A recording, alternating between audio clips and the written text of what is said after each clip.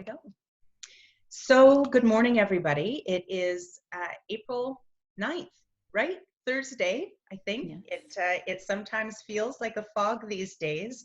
Groundhog Day to be certain, but welcome to In the Matrix. In the Matrix today, we have with us Julie Skoff, who's a lovely friend, a beautiful woman, phenomenal human being, and so thrilled to have her here. Just so that you are aware, if you're not familiar with the Matrix and you wonder what this term is all about, the whole idea of the program that really has kind of come about in the last 2 or 3 weeks as results of COVID is really about giving you access to the people and their insights and perspectives in the area of money management, money mindset, or money motivation. And the matrix is when those 3 realms come together, that we're able to finally experience the beauty and the power and the magnificence of money, even through COVID. So, Julie, thank you for being on the show today. I am very excited to have you here.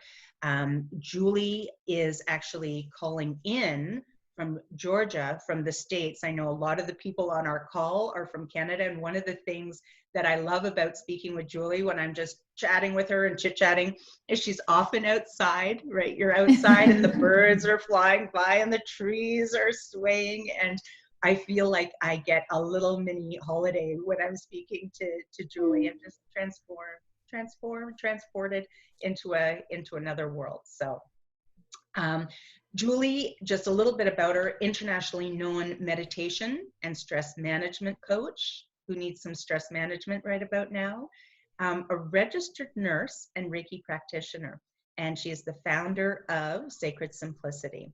So a full gamut there, very diverse, right? It sounds like Western medicine and then holistic approaches and all of it combined together. So today, Julie is speaking to us, and this is going to be really important. I want to frame this for Julie here because, as you saw in the marketing piece that we sent out, that this is about a shift kick. And Julie's going to talk to us about the importance of our mental health at this point, but why this is so important right now.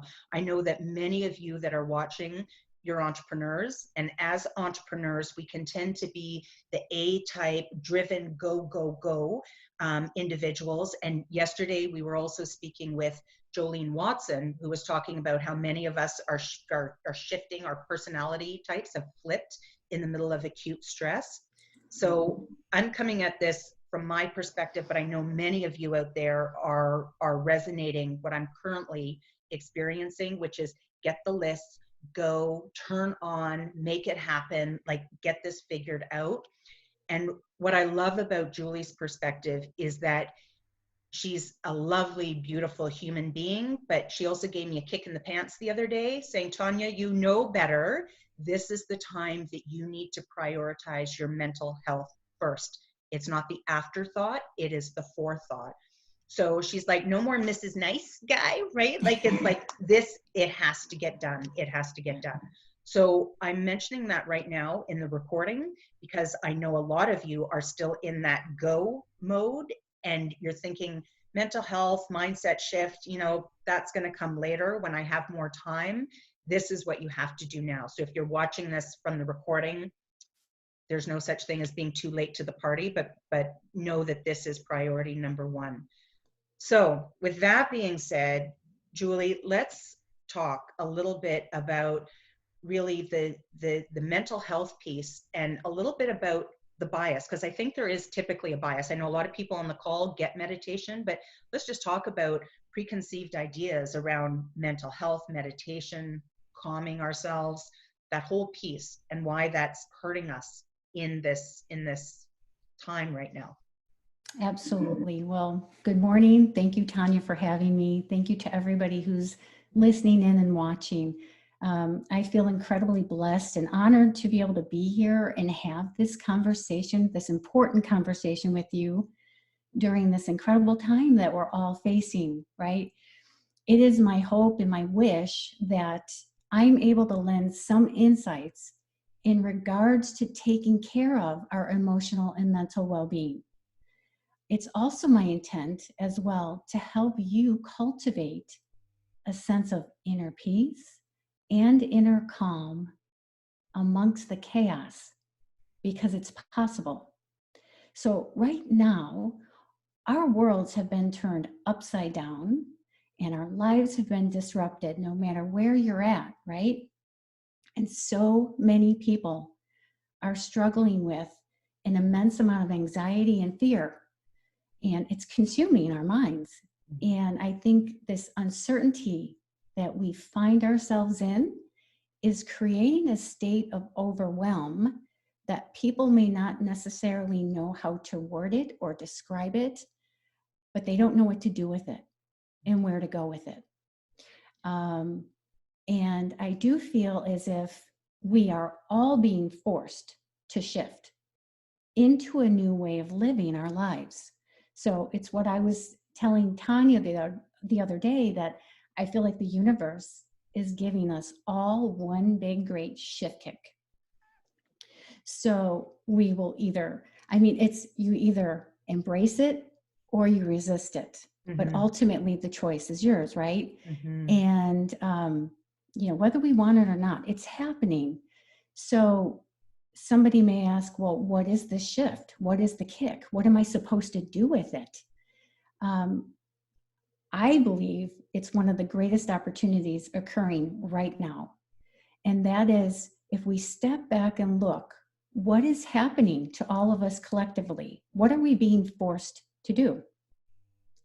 Sit back, slow down, pause, be still. And I think, what do we do in that stillness? What can we do?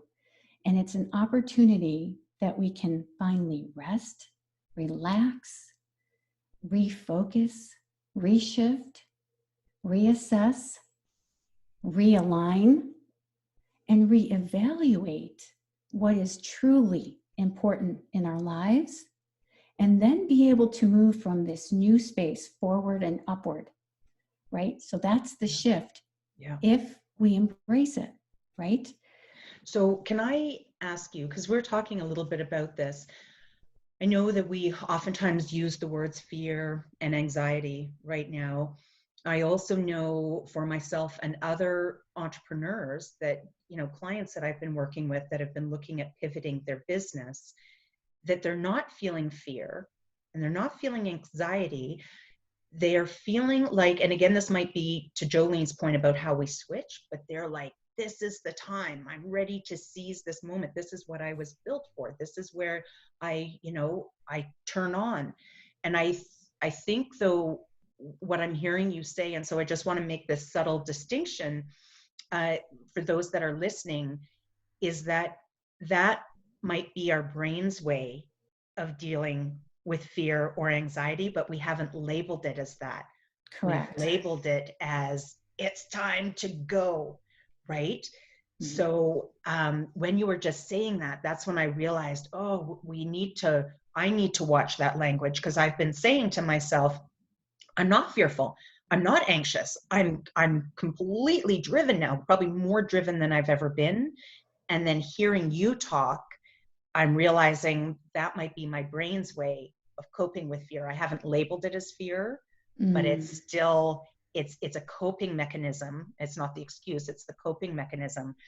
So just that little nuance for everybody, because that still means that even if you're feeling driven, you still need to put this as priority number one, because otherwise it could be costly mistakes, right? You're doing too many things, too many places, not prioritizing yourself. And then that just starts to erode over time too. That's not sustainable. So would you agree with that? Do you think that completely? Okay. And I do think that this situation and this COVID experience is really like breaking down the doors of and demystifying any sense of any myth or stigma related to taking care of our mental and our emotional health, right? Yeah. So most of us have never really sat there and given it the time or the attention or the energy it needs. So therefore you don't know how to word it. You don't even know that that's what's happening. We don't know what we don't know, right? Yeah. We kind of move from that same automatic response. And so this is just breaking that open. And if you think about it here in the West, right, I feel as if we have been taught and really conditioned to learn and know about the value and the importance of our physical health, our physical well-being, physical education, physical exercise. However, we've never been taught the importance and the significance and the value of just putting our emotional and mental well-being just as much of a priority, giving it just as much as the time and attention and the energy it needs. So I feel like, so right here in the United States right now, you cannot put on any major news media where they're not promoting taking care of your mental state right now. Every single day, every single night, it's on the news, it's in the light. It's finally getting the attention it needs.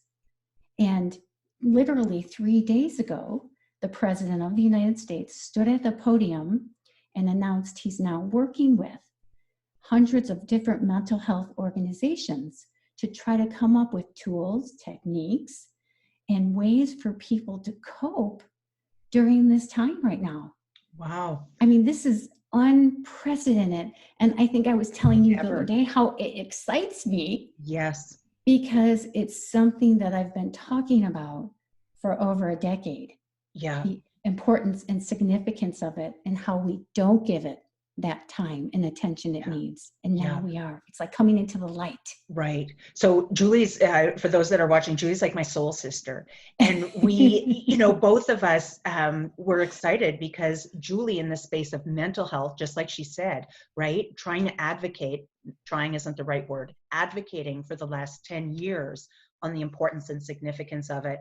And myself on financial health, advocating and championing, build profit into your business, please, for the love of Pete, get it in there, right? And so it's through some of our darkest moments that we find our light, right? Because we're forced to just silence ourselves and shut out the distractions, and really just kind of go in and understand, why wasn't I putting it first, right? Why wasn't I looking at my mental health, understanding all of that? So I know, Julie, are you comfortable with sharing your story? Because I know for financial health, my rock bottom was the bankruptcy. That was my darkest moment. And I think it's important, if you're willing to share your story of why you've come to experience mental health as being a top priority for you, if you're comfortable sharing that story, I think that would allow people to feel comfortable walking into their own mental health space. Absolutely.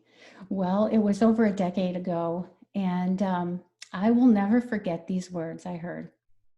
We just don't know what else to do. Those words were like a knife to my chest because I had felt like I had heard them time and time again from a broken healthcare system. I was sitting in front of a panel of 6 specialists, all in their white gowns, all eyes on me, and we were going over my 4th sleep study for chronic anxiety, insomnia, and depression. I was already on over a dozen of pills with no relief. And when those doctors said those words that day, I lost all hope of ever being well. I knew something had to change because this was just a vicious cycle of insanity. So I decided I would take extra pills that night because I literally wanted to die for a night's sleep. And I wanted to stop this incessant chatter of the mental chatter going on in my mind, which I now have come to learn is an inner game that we all play. And so I found myself in an interesting situation. Now, interestingly enough, if you looked at my life, everything appeared normal. I had a loving, supportive, beautiful husband, 2 amazing children, and a wonderful career as a registered nurse working in the healthcare profession. Yet on the inside, I wasn't okay. And I was good at faking it. So I just got to the point where I couldn't fake it any longer. And I knew as a nurse that by taking the extra medication, I may not wake up, but that was okay because it seemed like the only thing to finally stop this pain that no one else or nothing else could. Well, yeah. So next thing I knew, I found myself locked up in a hospital room, the kind you may only see in the movies, right? Doors locked behind you, no windows to look out of, um, no visitors allowed, and padding and restraints on the beds. I mean, this was my nightmare. It was my hell, and it was my way of life for the next few days. But hang with me because it does get better. You know, when I asked my roommate why this young, beautiful, sweet, innocent girl, why she was there, she looked at me and said, well, because I had voices in my head telling me to hurt people. Wait, are you serious? Are you kidding me? Like, I don't know how I didn't have an anxiety attack right then and there. And I knew I wasn't sleeping that night. Anyway, it really appeared to be the darkest time of my life.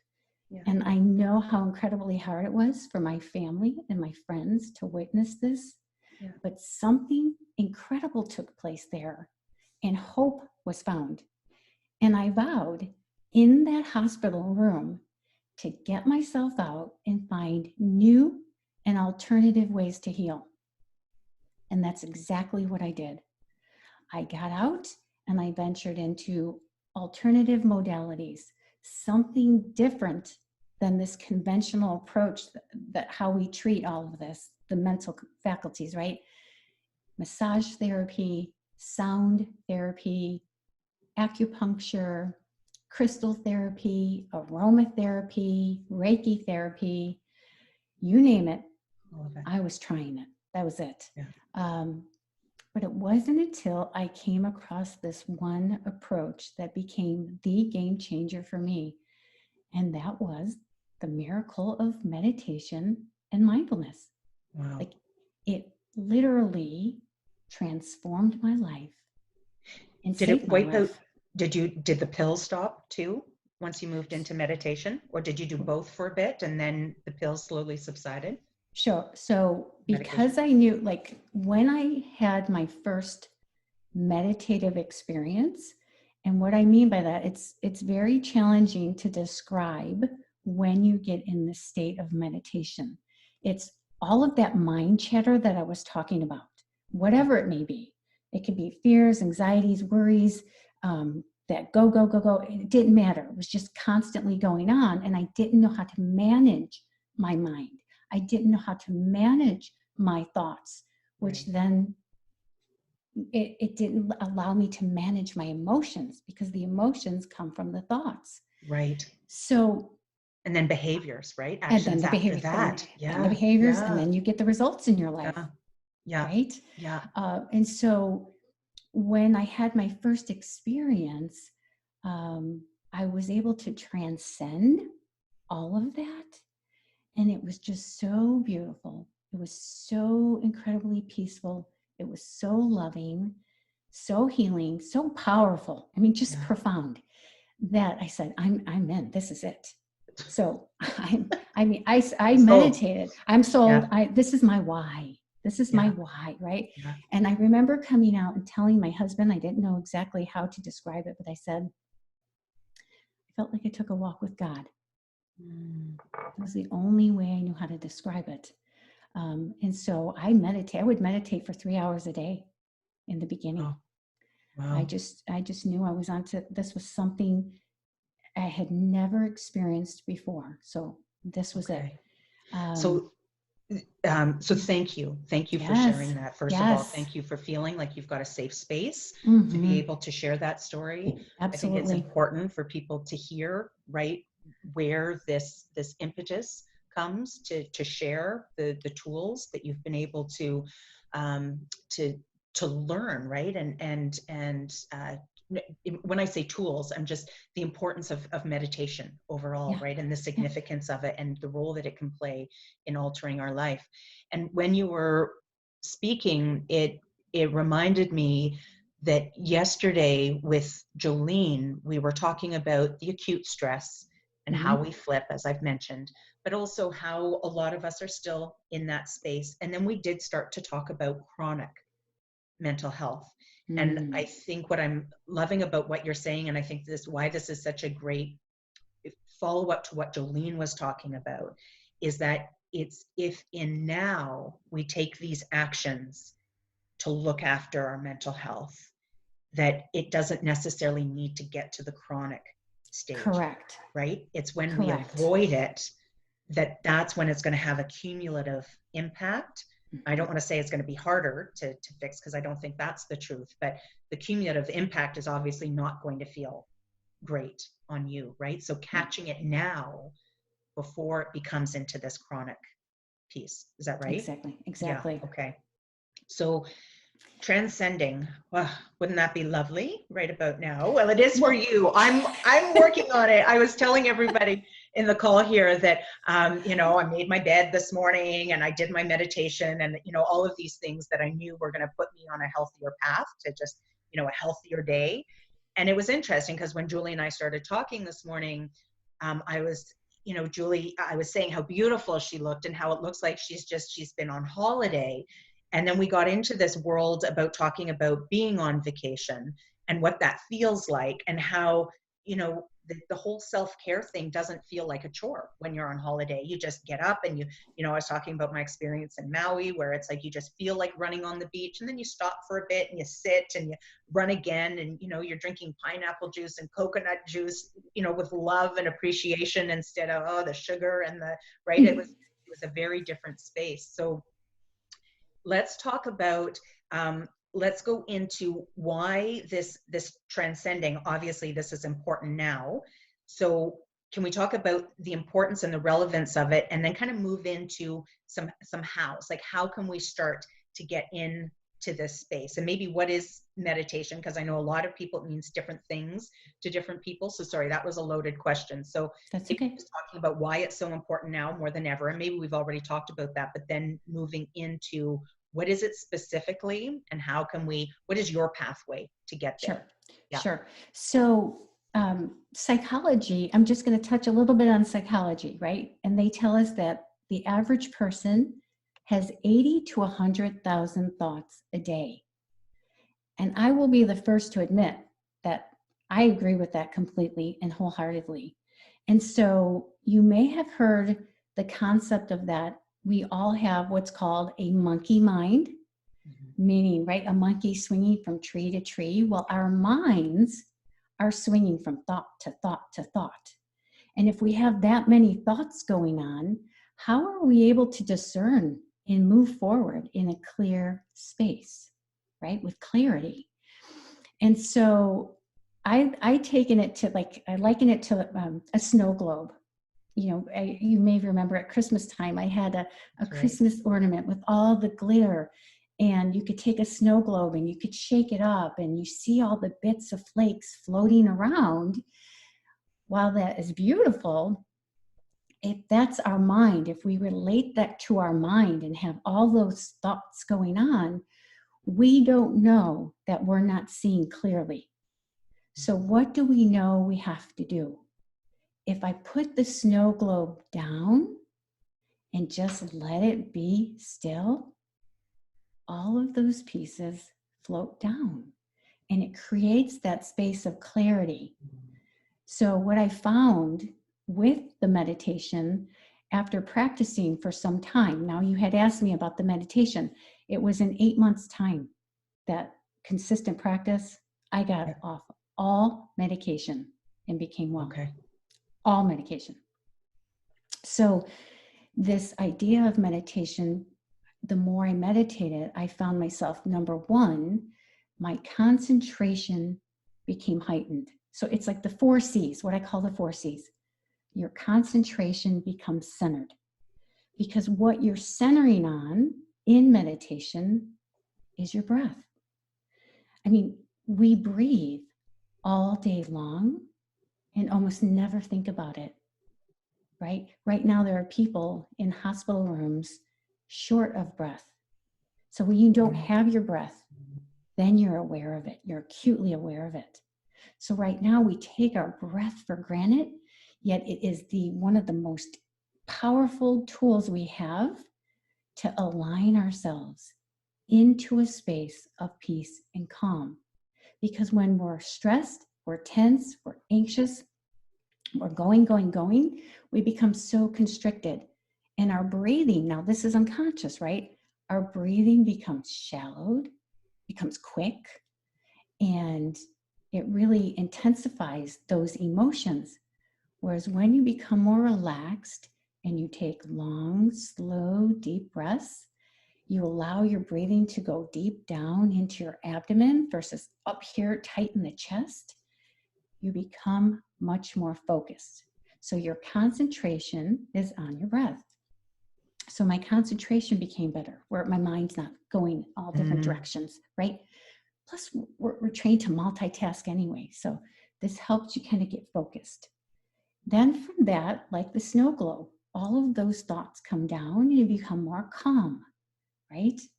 Once you become more calm, you gain the clarity. And from that clarity, you gain this inner sense of contentment.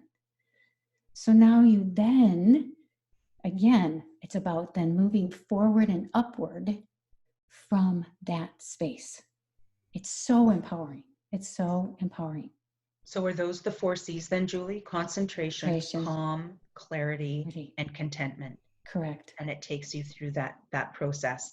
So, sorry, this is a loaded question. That's and okay. I don't expect you to have an answer to it. Okay. But maybe the bias and the stigma around meditation, right? People hear that word and they're like, "Blah," right? Right. Daisies and VW vans. And, you know, I had a mom that, meditation, that's what I grew up with. So I get it. If we could call it something else, if we could give it another word, any idea what we could give it? Well, so what coming up. Sorry. Yeah, no, I'm just curious. With a word, relaxed awareness. Relaxed awareness. Okay. It's meditation is the art of just calming and observing your thoughts. That's it. We're calming and observing our thoughts. What happens is we get so intertwined with a thought and we believe that thought. And half of our thoughts aren't even true. Yeah. Right? And we know, talking about the conscious mind and the subconscious mind, I mean, we have, if you think about the iceberg, you see just the tip. Right? And the bottom is the whole part of the iceberg where the subconscious is. So what happens, right? So many of those thoughts are in our subconscious mind. They were planted there, some of them years ago, right? Yes. Yeah. So we have to allow them to come into the light and then work with them from that space. Okay. So we've got the 4 C's. So the importance of doing it now is really about finding I guess, about calming ourselves. So ultimately it's about mental health, being able to make sure that we have a strong mind through this.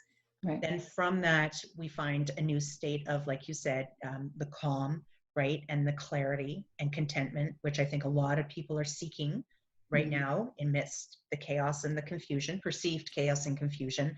Sorry, a little rabbit hole, but you brought up a really good point just about what we are taking for granted, right? And what we're taking for granted, our breath, we're taking for granted our health, and we are choosing, the vast majority of us are choosing to focus on what we feel might be missing in the future, right? So I love that, just bringing it back right now to our breath. Like, what do we have right now in the present that we can start to be grateful for and appreciate? Because then we start to create more of that. Correct. More of that. And I think, again, sorry, another little rabbit hole. This is it should be part of my tagline, is just why this is so important, especially for parents on the call, is that because our children, our young children, are observing us, and it's not always the words we say and the actions we take or what we are teaching them, it is our energy that they are feeling. So when they're asking, do we have enough food? Do we have enough money? And we're saying, oh yeah, we're good, we're fine, right? But they can feel that way, that doesn't feel right, it's not congruent. Right. That is forming their programming. So sorry, that was a total departure from the nice, calm scenario you were painting for us, Julie, because it was like, oh, and now I've just thrown that, to just get people to be mindful that their energy, this is another reason why it's so important for us and our mind state now, our mental health, because our kids are observing that, and that is forming their interpretation of the situation. So if you can't meditate or find relaxed awareness for 10-15 minutes out of the morning for you, do it for your kids. I know a lot of moms that's going to resonate, because I've seen it for the last 10 years. I'm sure you've seen it for the last 10 years, Julie, where we make every excuse in the book not to put ourselves first, right? Exactly. Not to put ourselves first. So inner self-care is so critical right now. It's so critical. You know, Yeah. when I began, my children were much younger, right? I believe they were like 4 or 5 and 3 or something like that. And I remember, like I said, I meditated often, and I would go into my bedroom. I would put a little sign on my door, meditating. So I think my son read at the time, and it was they were so cute. They would come and they knock on my door to see, what is mom doing, right? Like, she never leaves us, and I would let them see, I would, let them hear the music I'm playing. I would let them see how I'm sitting, and, I just settled themselves. And then after a while, something interesting really started to happen. They stopped knocking, because I think they noticed that the mom that went into that room was a different mom that came out, and they liked her, right? So Loved her.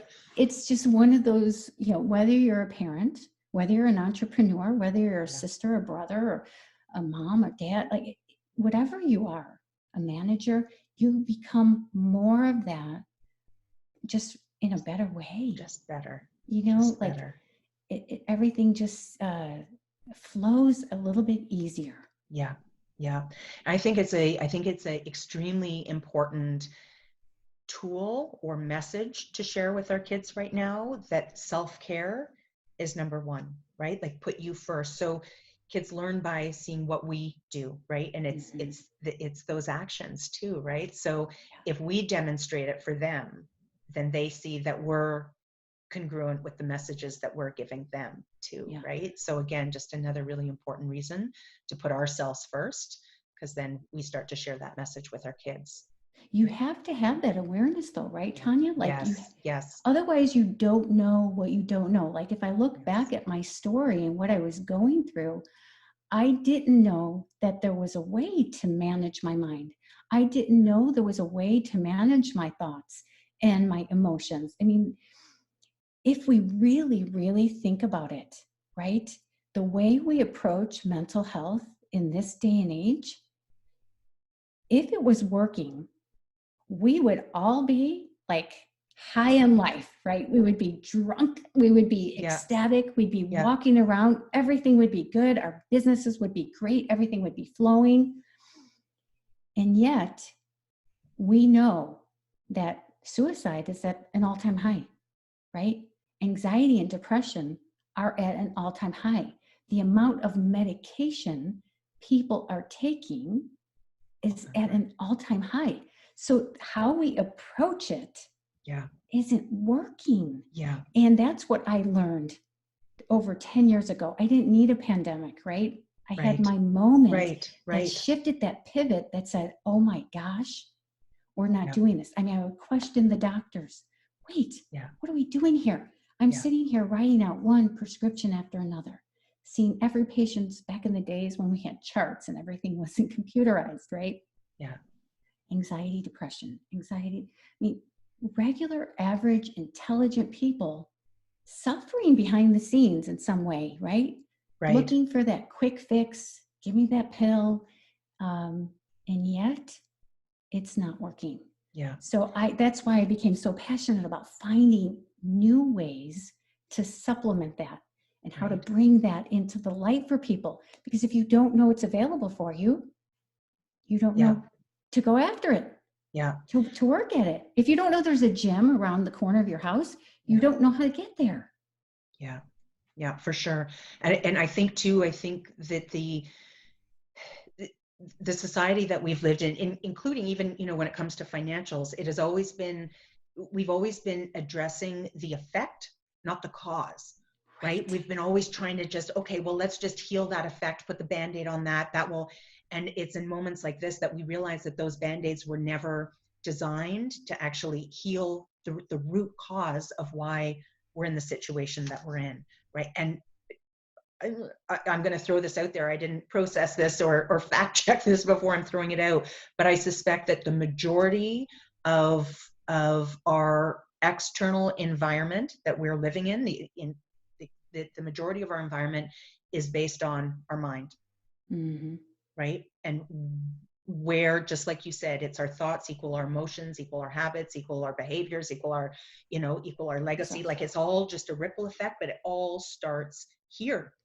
Correct. It all starts here, right? Would you agree? Like 100%, 100%. So what happens, like, this is what the other thing I became aware of or realized, that we don't have necessarily this internal warning system that tells us when we're going off course. So like when you think about it, we have a check engine light. Yeah. We have a smoke detector in our house. Our phones alert us when the battery's going down. If you're driving on the road and you start to go off the road, you hit those rumble strips, right? Like it's giving you that warning. You're going into dangerous territory. Yes.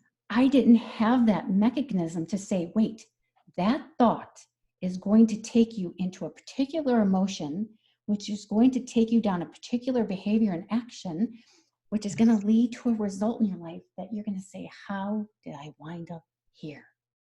I didn't have that. We don't have that internal warning system.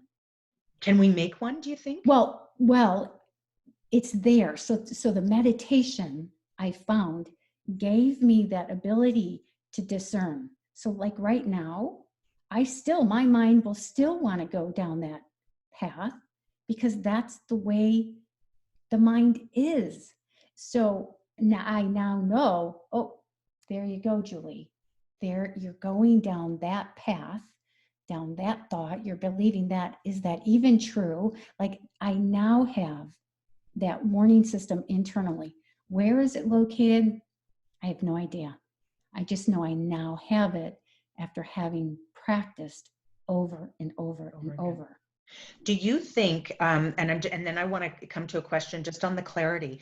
Do you think that maybe, because it's interesting, and the work that I do with the Matrix is, there's 3 weeks. There's week 1 is all about money management. Week 2 is about money mindset. So understanding where our blocks are.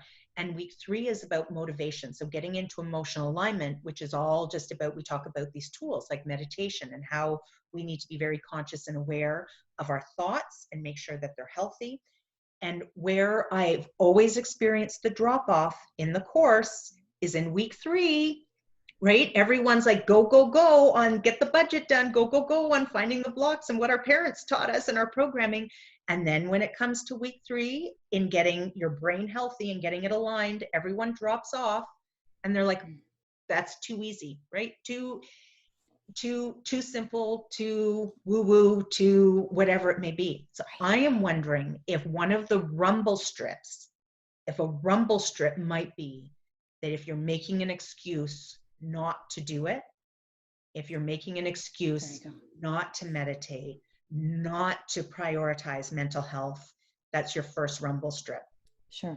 You know that you're driving off the road. Right. Like if that just becomes a really simple, because that might be a really, as I was thinking, I was like, that could be my rumble strip. Because I know in speaking with you, I'm like, I have not been prioritizing it. That I need to just, that's a rumble strip. Yeah. Okay. Well, again, when you have that, I think we're also result driven too, right? We Yes. want to see and feel results. Yeah. So I think that's part of the key. If somebody decides to adopt a meditation or mindfulness practice, you want to feel some kind of change or transformation. And if you compare it again, I'm going to just use the analogy with exercise. Yeah. I mean, when you start to exercise, you don't get results right away, right? It's over the course of time that you might start feeling the results, or you might see Right. the difference, right? So Right. it's just but it becomes a way of life, right? You've believed that it's part of the way of life, and so therefore you know why you're doing it. And that's the same thing with meditation. If you know why you're doing it, and you start to have those moments where, wow, I didn't get into a fight with my son or my daughter. Oh, we were Right. actually able to have a conversation, or this conversation like with my spouse or my partner, or, I was on the phone with my in-laws, or whatever it may be. Yeah. Things just kind of, they soften up, and you start having these results in your life, and you're like, okay. Because Beautiful. it's 100% of the people, like it's with exercise. If you typically, you'll feel better. Yeah. 100%. If you meditate, I haven't yet heard a person not give positive results. Yeah. So 2 things. I want to be mindful of time. I know you have Okay. a special gift for us as well. Yeah. So it's 9:43, but one of the things that I wanted to ask, because I also want to go through your pathway, like how because I know you've got 3 specific, what would we call them? I don't say tools, but 3 specific kind of steps. They're the steps that are included in, but yeah. Okay. And so one of the questions that I have on the clarity, so a big piece, so a couple things that I know that you talked about that you in your experience sat there for 3 hours in meditation when you realized that at your darkest point, that's what you needed to do. That's what you needed to invest. I think now you're suggesting, for anybody starting this, it's what, 5, 10, 15 minutes in the morning. This isn't a 3-hour process. Not even. That you're encouraging people. No. Okay. No, not even. I mean, I worked with a friend, Michelle, and when I asked her to even do 5 minutes, she said, 5 minutes is too much. That's like, a lot. I'm walking out the door. She's like, how about 2? Okay. Yeah. That's fine. That's fine. So what I would suggest is, number 1, you just announce to the universe your commitment. You write it down and you say, I'm going to be structured. I'm going to be committed, just like I do brushing my teeth. If you think about, if you don't brush your teeth, you don't feel good. People smell your breath. It doesn't smell. It's like, if you don't meditate, you don't feel good. People get the benefit, like they get all that coming from you, right? So you know your why, you know your commitment level, and you're in, right? So I think that's one of the biggest things we need to address. The second is set a routine. Say, okay, every morning at 8 a.m. or 9 a.m., whatever it may be, put it down in your calendar if you have to, if you're a planner. If you have to put it on your phone, put it on your phone, let your alarm go off to remind you, now is my time that I'm setting for this. And then say, okay, where do I want to be? Set a goal. Where do I want to be in a month? Do I want to be at 10 minutes a day, 15 minutes a day, 20 minutes a day? And start there and back up. So you might start with 2 minutes and start at 2 minutes for the first 2 days. And then every third day, add a minute, right? Where you're just kind of slowly adding. If we wanted to climb Mount Everest right now, we couldn't just go to the top of the summit, right? We'd have to just slowly work our way and, condition ourselves and practice. So it's the same thing. And you have to be so incredibly patient with yourself when you begin, right? Yeah. Because we're not used to that. Right. Well, and we know that when you're doing things that make you feel uncomfortable, that's when you know you're growing and evolving. And I think of all of the lost hours spent on Netflix binging, right? Hours and hours a day people are investing into that. And if they just started with 5 minutes on just that stillness. So can you walk us through how we actually do that? Because I think a lot of people, myself included, meditation can be a challenge to find that quiet space. I know it's about observing the thoughts, but I feel like I'm observing a freeway and I can't keep track of the cars that Yeah. are driving by. So what is your pathway? How do we find that spot for ourselves? Sure. Well, when it comes to meditation, you probably can go online and find dozens of different types of meditation. For me, what worked for me and what resonated with me and what I use in my coaching practice is using our breath. So your breath is always your focal point. When you really think about it, it is the thing that gets you from point A to point B. Your job doesn't get you there. Your business doesn't get you there. Your parents don't get you there. Your children don't get you there. Your breath.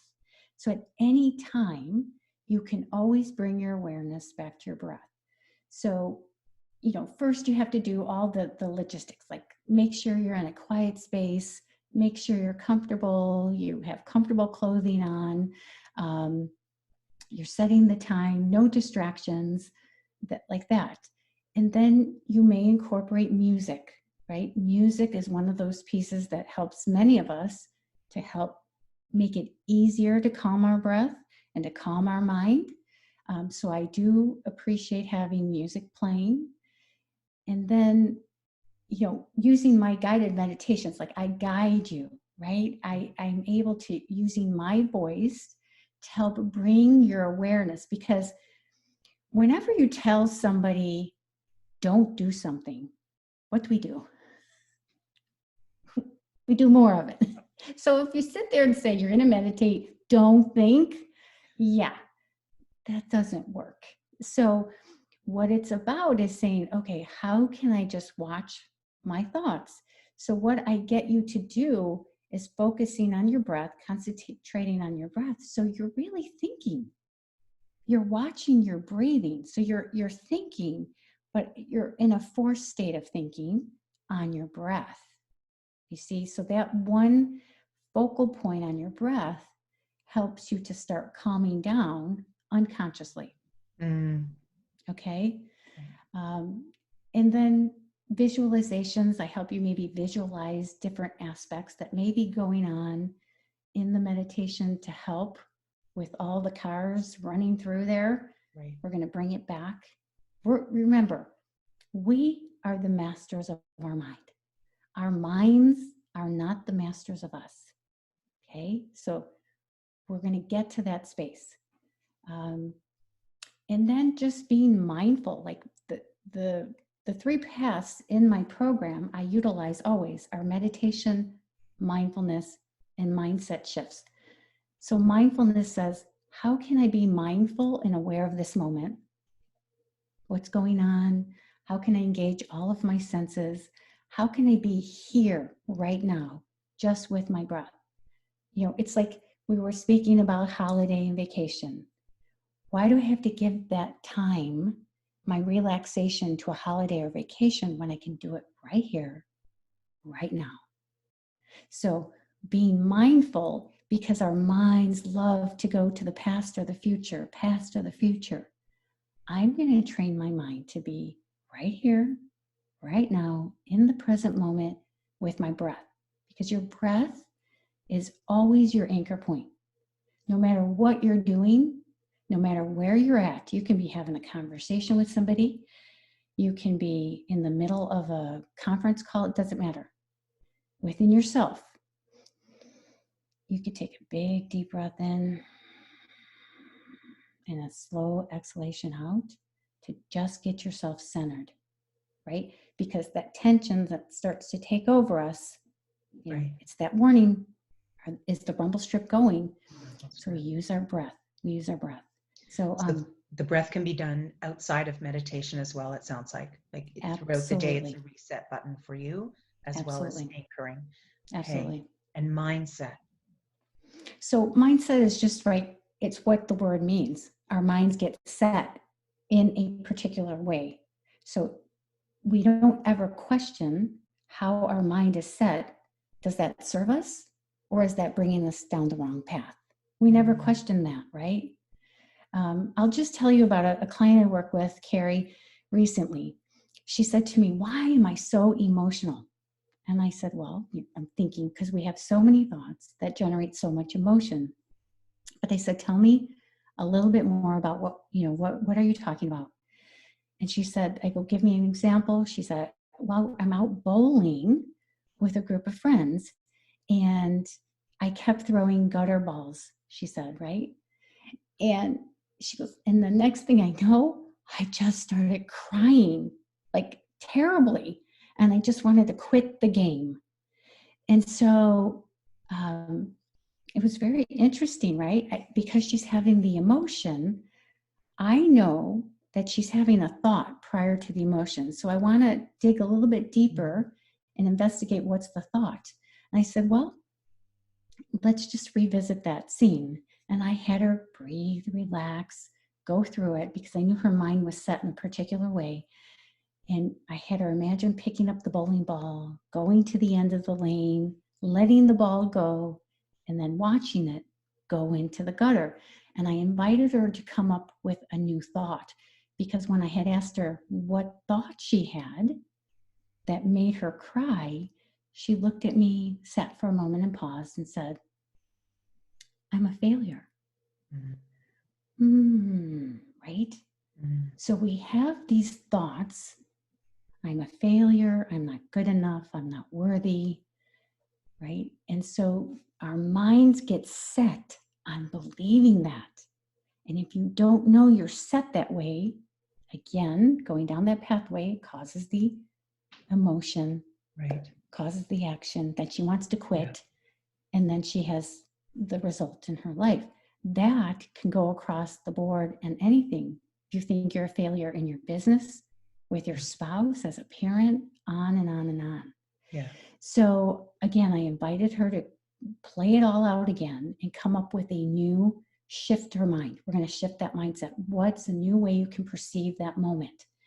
Again, she thought, paused, and she said, "It's just a game." And just like that, I said, "So now how do you feel?" And she goes, "Silly that I ever even cried." Right. So when you don't know, right? You think, "Why am I crying?" She's questioning, why is she crying? So that kind of emotion can lead into all aspects of our life. Yeah. Yeah. Right. When we come back and back up a little bit and say, why does our mind want to go to things like that? Why do I want to think I'm a failure? Yes. Or why am I not worthy of that? Right. Yeah. So I wonder, I know that,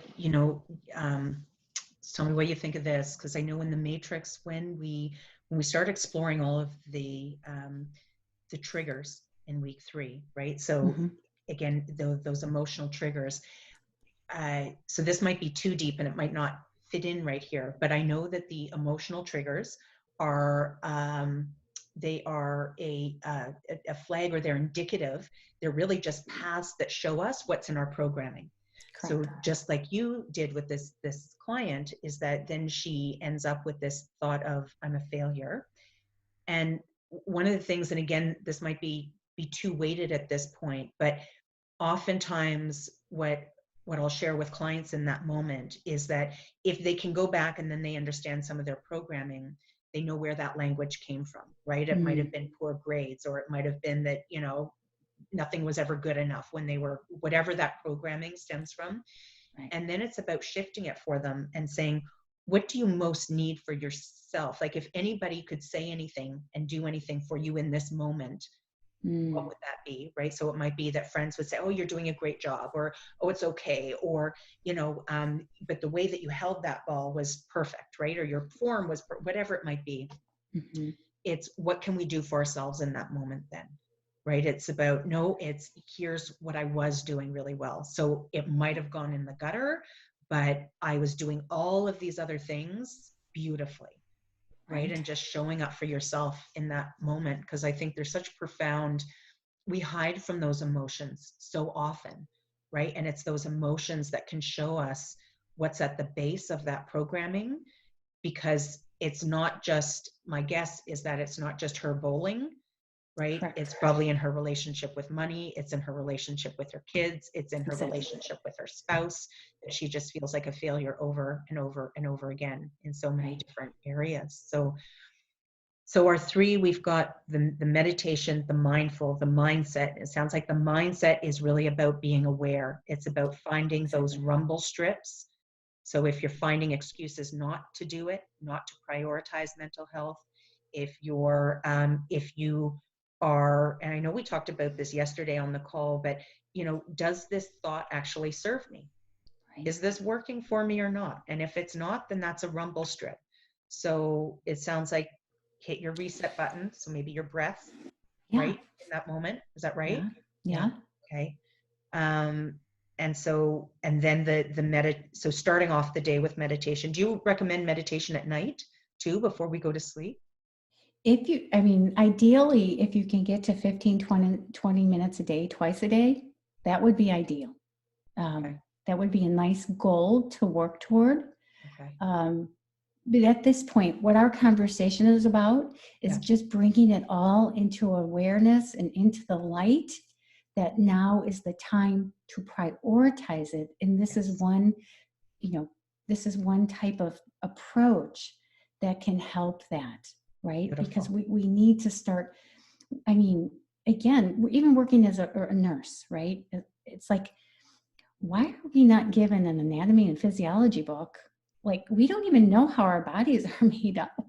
We have this central nervous system. Think about it. We call it a nervous system. What is going on from the brain to the spinal column cord, all the way going down? What's happening? We don't know. We don't have the awareness how our body works.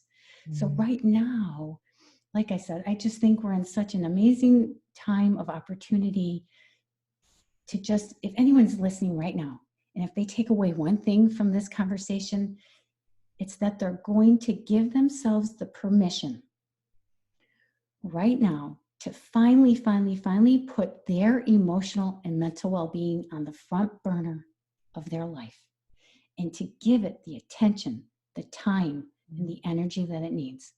That's it. Just go for it. Make that shift. Embrace the shift, because that's what we're being forced to do. So let's just take it on. Beautiful. I love it. I think you're right. It is, we've prioritized a lot of things up until now, right? Even our physical health with all the gyms, but this mental health piece, we have just blocked it out. My personal belief is because it's the subconscious that chooses not to go there, right? Because it's the most Right. uncomfortable thing for us, because it's based Right. on what it's familiar with. But Right. this is where I loved what you said about we are the masters of our mind. We are the master of our subconscious. We really are. Right. We have to see, though, what it's been doing and how it has not been serving us, and Right. take control of it. And I think too, it's also about respecting it, right? It's not out of anger and frustration. It's about respecting the role that it plays in our physiology, because it is there to protect us, right? But it doesn't know that it's not serving us. It just doesn't, it isn't aware of that, because that's not how it's built. Right. So we have to just gently let it know, thank you for serving us. We need to just do this a little differently now, right? But we need to take control of that. So I had this image that goes along with that, and I'll just say it real quickly. It's, imagine you have a sponge, right? And it's like this clear sponge. Yeah. And if I were to drop a whole bunch of blue dye on my counter, and I take the sponge and I dab it up, and now the sponge soaks up all that blue, and the sponge turns blue. It's as if now that sponge thinks itself blue, right? So we have soaked up so many thoughts and beliefs and values growing up. Again, some of it may not have served us. And so now what this is affording us the opportunity is, what do you know about a sponge? You could just keep wringing it. And it takes some time to get that blue dye out, but who we are at the core of our essence is just that clear space, that clear sponge, the space between two thoughts. Yeah. That's who we are. So Yeah. Anyway, I just had to share that. So powerful. But I think that's it's a great metaphor for people to take away, because then they can understand it, right? Yeah. So, Yeah. because it's hard when we've got all these little thoughts going on in our mind. Yeah. Well, thank you, Julie. I know we were going to do a body scan. We've had such a great conversation, and I thank you, because it's interesting. I moved into our conversation and showed up powerfully in our conversation. We had a few comments here in the chat just around, moving some of this dialogue into schools, right, into curriculum, so that kids get it and learn how to cope. So that was from Melvina. So thank you for sharing that, Melvina. Now, Julie has also very generously offered us, and I'll be posting it in the website on the blog as well. It is, sorry, I wrote this down and now I can't find my notes. It's affirmations of peace. So it's a centering tool that will help us when we take that time in the morning to just focus on our mental health and get into the meditation or relaxed awareness, as Julie was saying. It's a tool to help us through that. And then it's also I would imagine, a good reset tool, right? Throughout the Absolutely. day. How long is the recording approximately? 11 minutes. 11 minutes. So it's a good water cooler break, because we're not at the water coolers anymore. So go and take that affirmation of peace. Julie, you're okay with people reaching out to you directly? Absolutely. Absolutely. So I will be sure to post that as well. And you also have a number of products where you work one-on-one with people, but remotely, correct? I do. Too, right? So we don't have to, because we can't fly down to Georgia. I wish we could. But you do have a number. I think you've got a 6-week program. I do. I have a 6-week intensive program where we dive in, right? We talk more about the subconscious and the conscious mind. Yeah. And there's the commitment to the meditation, the mindfulness, and mindset shifting. And then I have a 4-week program for those who are very new to meditation or mindfulness and just want to put their foot in. That's a 4-week program. So either or, Beautiful. both, yeah. Beautiful. I just wanted to make sure everybody was aware of what it is that you're offering, because again, this really is priority number one. I know for myself personally, I was out there in the first couple of weeks telling everybody, let's lengthen the runway, let's batten the hatches, get yourself organized financially. This becomes our work now. It really does. So I want to thank all of you for showing up powerfully. It takes courage to actually be here and listen to this, because I know there's a lot of other voices that are going, no, get the to-do list done, get the kids fed, all of that happens. So Lisa's on here, Julie. She worked with Julie, and she's wonderful. She is wonderful. She's one of the most beautifully centered human beings that I've ever had the great privilege of meeting. So thank you, Julie. We need your voice, especially now. I'm impressed that your president is stepping up and honoring and recognizing the importance of mental health now.